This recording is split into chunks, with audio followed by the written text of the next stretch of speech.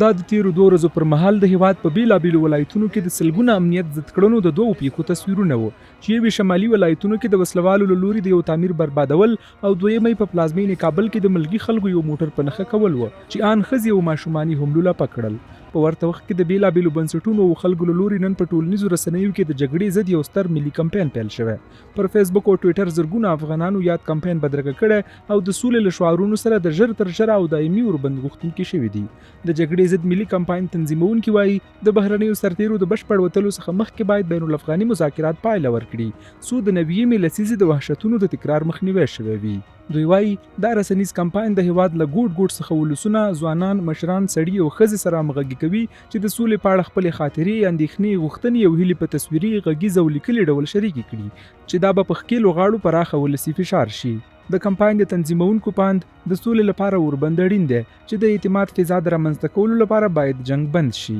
خواست ما از همه ملت عزیز افغانستان و از همه مردم افغانستان این است که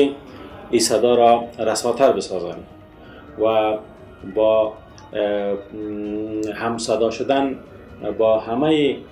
مردم خود، کسایی که این شعار را بلند کردن و این ندا را بلند کردن، همصدا شوند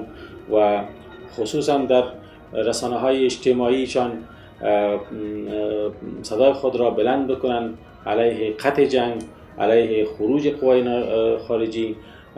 برای آوردن صلح و ثبات در کشور و برای از بین بردن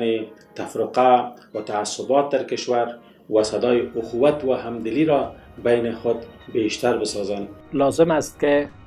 یک آواز سراسری علیه جنگ، علیه ناامنی، علیه بی‌اعتمادی، علیه عدم مذاکرات بلند شود. ما خواستار مذاکرات فوری بین الافغانی هستیم، بلا قید شرط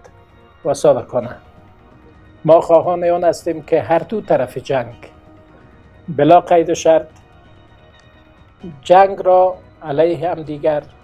و حمله علیه هم دیگر را متوقف بسازند. پر ټولنیزو رسنیو فیسبوک او ټوئیټر د پوهنتون استادانو، عالمانو او د ټولنې د بیلابیلو اقشارو وګړو د جګړې ضد کمپاین کې برخه اخیستې او لیکنې کړي. دوی لیکلي د جګړې د دوام هیڅ شرعي دلیل پاتې نه دی او د قدرت د ترلاسه کولو لپاره د مسلمانانو د وژنې دوام تر ټولو ستر جهالت دی. د یاد کمپاین شعارونو کې لیکل شوي چې افغان ملت نور د جګړو د تحمیل توان نه لري او د تاوتریخوالي دوام د مور وطن ملا ماتولی شي چې باید پر وخت پر وړاندې غږ پورته کړل شي.